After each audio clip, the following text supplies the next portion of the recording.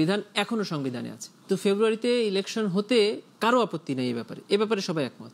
কিন্তু ইলেকশনের আগে কয়েকটি দাবি আমাদের এনসিপিও করেছে, জামাত ইসলামী করেছে, এবং আমরা একজন আইনজীবী হিসাবে এই দাবিটা করছি। কেন? সেটা হলো সংবিধানের ৭ ক আর্টিকেল এখনো বিদ্যমান। এই বিষয়টা আমাদের সাধারণ মানুষের জানা থাকার কথা না। ৭ ক হলো সংবিধানে নাই এমন কোনো পদ্ধতিতে যদি কোনো সরকার গঠন করে, সরকার গঠনের চেষ্টা করে, অথবা সরকারের কোনো পর্যায়ে কোনো দায়িত্ব পালন করে, তাহলে সে এদেশের সর্বোচ্চ শাস্তি পাওয়ার যোগ্য হবে। এবং এই যে সরকার এখন পরিচালিত হচ্ছে, আমরা ইন্টারিম বলছি, কিসের ভিত্তিতে বলছি? সেটাই সকলের দাবি যে এই যে ইন্টারিম গভর্নমেন্টটা চলছে, বা সামনে যে একটা ইলেকশন করে একজন রাজনৈতিক দলের হাতে ক্ষমতাটা দিবেন, তার একটা আইনগত ভিত্তি, এবং যে প্রক্রিয়াতে জুলাই গণঅভ্যুত্থান সাকসেসফুল হয়েছে তার একটা আইনগত ভিত্তি। এটা হলো বিপ্লবীদের চাওয়া, কারণ তা না হলে তারা সকলেই দেশদ্রোহী হয়ে যাবেন। এই আশঙ্কা থেকে, এই ভয় থেকে, এবং এটাকে জাস্টিফাই করার জন্যই তাদের এই চাওয়া। আমি এই চাওয়াটাকে খুবই যৌক্তিক মনে করি, কারণ এই চাওয়াটা যদি পরিপূর্ণ না হয় তাহলে অবশ্যই তারা দেশের আইনে অপরাধ করেছেন, আমরা সবাই তাদেরকে বাহবা দিচ্ছি, কিন্তু তারা তো দেশের আইনে অপরাধী। সেটাই চাচ্ছেন যে আগে এটার জুলাই সনদের আইনগত ভিত্তি, তারপরে এটিকে সংবিধানের সংযোজিত করার জন্য একটা গণভোট, তারপরে পার্লামেন্ট ইলেকশন করে ওইটার ভিত্তিতে রাজনৈতিক দলগুলো একই দিনে গণভোট হলে কি সমস্যা?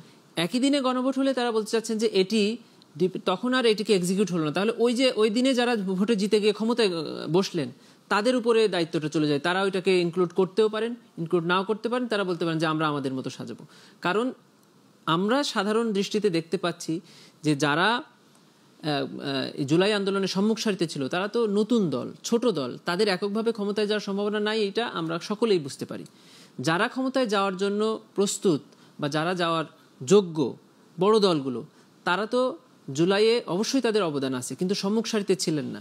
তাদেরকে যদি দেশদ্রোহী বলতে চাই সেটা আইনগতভাবে প্রমাণ করা সম্ভব না।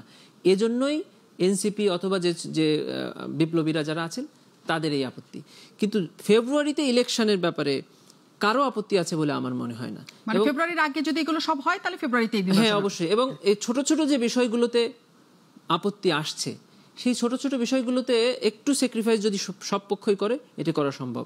তবে অবশ্যই এই জুলাই সনদের আইনগত ভিত্তি দিতে হবে। কিন্তু একটা জিনিস যদি ছোট করে জানতে চাই এম এস তামিম, সেটা হচ্ছে এই দেশে যতগুলি সংবিধানের সংশোধনী হয়েছে এবং যা যা কিছু হয়েছে, জুলাই সনদের আমরা যতটুকু জানি যে সংসদের উপরে আর কিছু থাকবে না, এবং জুলাই সনদের কিছু যদি পরিবর্তন করতে হয় আমাদের আদালতের আশ্রয় নিতে হবে, আমি যদি ভুল না করি, ঠিক আছে কিনা?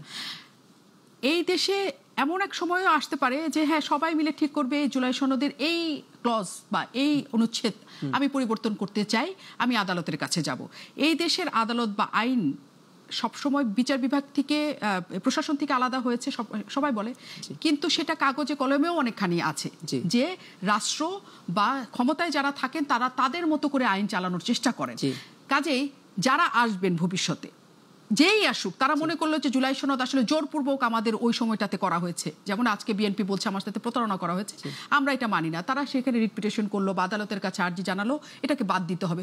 তবুও তো বাদ হবে, কোনোভাবে কি এটা ধরে রাখা যাবে না? বাদ হওয়া একটা জিনিস, আর একটা হলো 7 ক অ্যাপ্লাই করে তাদেরকে বিচারের আওতায় এনে শাস্তি প্রদান করা একটা জিনিস। এটা তো তাদের জন্য একটা জীবন মৃত্যুর প্রশ্ন, যে তারা রাষ্ট্রদ্রোহিতা করেছেন কি করেন নাই। এখন পর্যন্ত 7 ক থাকলে তো তারা রাষ্ট্রদ্রোহিতা করেছেন।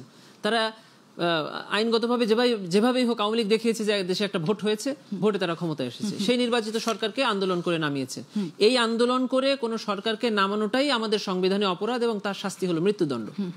এটা যতক্ষণ পর্যন্ত আমাদের সংবিধানে আছে এবং যতক্ষণ পর্যন্ত এটাকে আপনি ইলিগাল ডিক্লেয়ার না করছেন এবং তার আইনগত ভিত্তি না দিচ্ছেন, ততক্ষণ পর্যন্ত তারা অস্থির হবেই, তারা রাস্তায় নামবেই, তারা আন্দোলন করবে। একদম পরিষ্কার। আমরা 5ই আগস্টের পর থেকে এখন পর্যন্ত যে